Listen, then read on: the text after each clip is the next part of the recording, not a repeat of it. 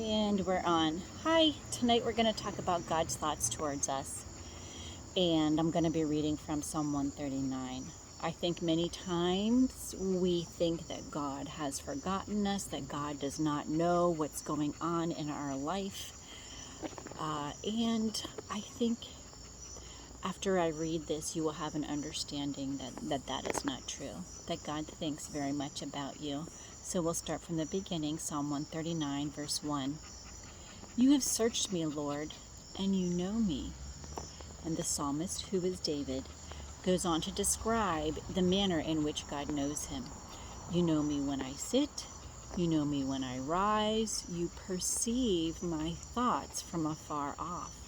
You discern my going out and my lying down, which means that God knows the reasons why we're doing what we do. We may cover it, and show people something else, but God discerns, he understands the reasons why we're doing what we do. And it says, you are familiar with all my ways, which means he knows like your patterns, your quirks, your idiosyncrasies. Before a word is on my tongue, Lord, you know it completely. You hem me in behind me and before me, and you lay your hand upon me.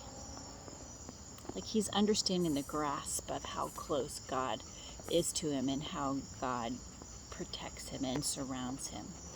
And in verse 6 he says, this is David, such knowledge is too wonderful for me. It's too lofty for me to attain. Like he's blown away by the understanding of the reality of this. Then he continues, he's kind of like, I kind of get this. Where can I go from your spirit? Where can I flee from your presence? If I go to the heavens, you are there. If I make my bed in the depths of hell, you are there. Which can mean many things, like if we make bad decisions. Whatever dark road we go down, God is there. He doesn't leave us. If I rise to the wings of the dawn, if I settle on the far side of the sea, even there your hand will guide me. That's very important. Your right hand will hold me. And the right hand is a sign of acceptance. So basically he's saying, wherever I am in the world, you will guide me, and your right hand of approval will hold me and support me.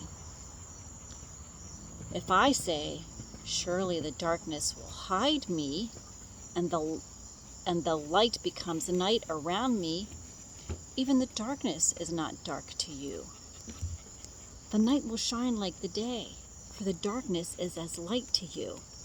God, and that's exactly this.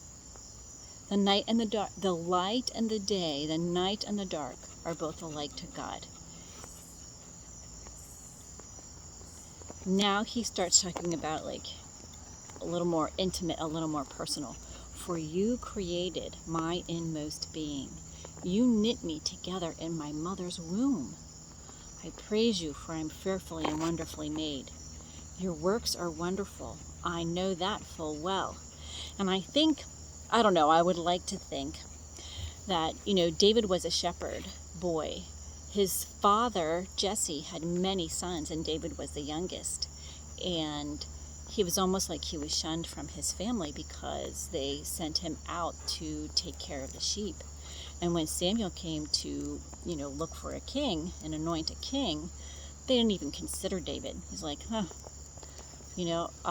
I find that interesting. So David spent his whole childhood, basically, or many years, out in the wilderness, out in God's nature.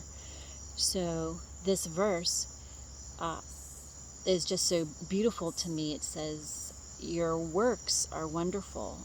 I know that full well. Like David's like, I know your majesty. I know the nature, the beautiful nature that you have created.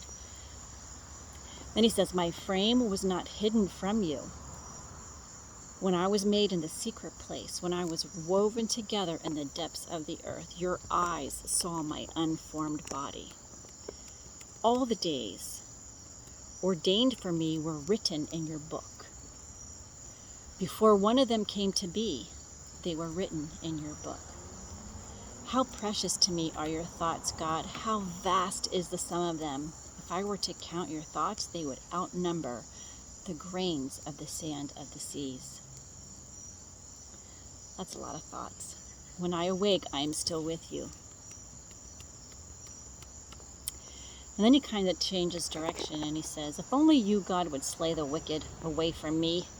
You who are bloodthirsty, they speak of you with evil intent. Your adversaries misuse your name.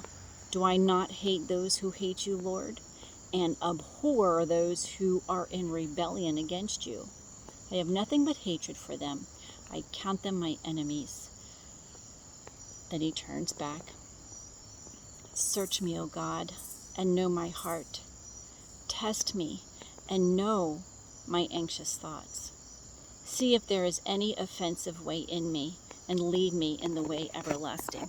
And I love this about David because he's like so honest with God. First he's like blown away, and then David was on the run for years from Saul.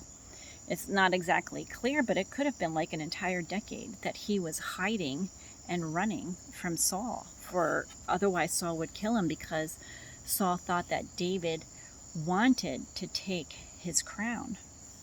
So he was like a fugitive, which is really sad. Anyway, so I don't know exactly when Psalm 139 was written, but I totally understand David and all of this. Like, he's just so amazed by everything God has created. He's so amazed by who he is, and just understanding that he understood that before he was formed in his mother's womb, God knew him. And as we read earlier, how that doesn't matter where we are in the world, that God will guide us, and his right hand, which is his hand of approval, will support us. And then at the very end of this conversation or psalm or poem or prayer to God, he's like, search me, God, know my heart. He already does know your heart. And test me and know and my thoughts, and see if there's any offensive way in me, and lead me in the way everlasting. And David is known as a man after God's own heart. Did he make a lot of mistakes? Yes, he did. Did he pay for them? Yeah, he suffered a lot of consequences for them, but this was David's heart. Search me, God, and know my ways. Test me and try my heart, and lead me in the way. And, God does do that. God does know your form. God does know how you're made, and he knows how to lead you. He knows how to test your heart, but he wants that conversation to come from us. He wants it from us. Lord, lead me. Lord, guide me. You know who I am. You know who I was before I was formed in my mother's womb. You know all my secrets. You know all my tendencies. You even know why I do the things you do. I do. Lead me. Search me, O God, and know my heart. Test me and know my anxious thoughts. See if there's any offensive way in me, and lead me in the way after everlasting.